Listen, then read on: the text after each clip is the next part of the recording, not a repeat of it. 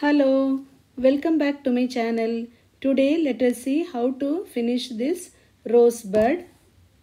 For this I am taking 6 strands of thread with the blunt needle, red and green. First let us put a knot at the end of the red thread.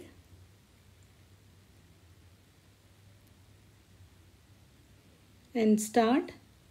Place a common pin in the center of the bud from 3/4 of the bud to the end and insert the needle at the bottom.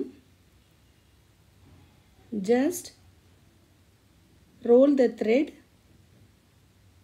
into oval shapes 5 or 6 times to form a bud on top and bottom like this. And now insert the needle at the point where we have inserted the pin and pull the thread below the fabric. Once again insert the needle at the bottom of the bud and take it back near the pin in the center. Now the bottom of the bud is secured, and coming to the top, insert the needle at the topmost point and pull. Again take it back near the pin, and now the bud is completely secured. You can remove the pin and just spread the thread like this. Go back and attach the green thread with this red thread. Make few knots and cut the ends.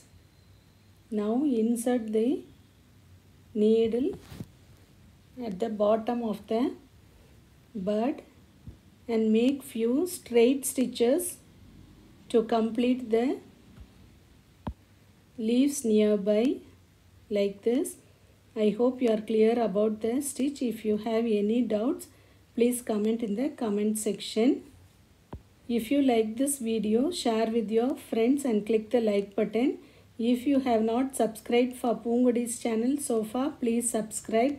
Also click the bell icon nearby so that you will get notifications for my future videos. While putting the leaves, cover little end of the bud so that it will look very beautiful. I have posted many videos on embroidering stitches and I have given the links in the description. If you have missed those videos, go to the links in the description and learn those stitches. And now we have finished the rosebud.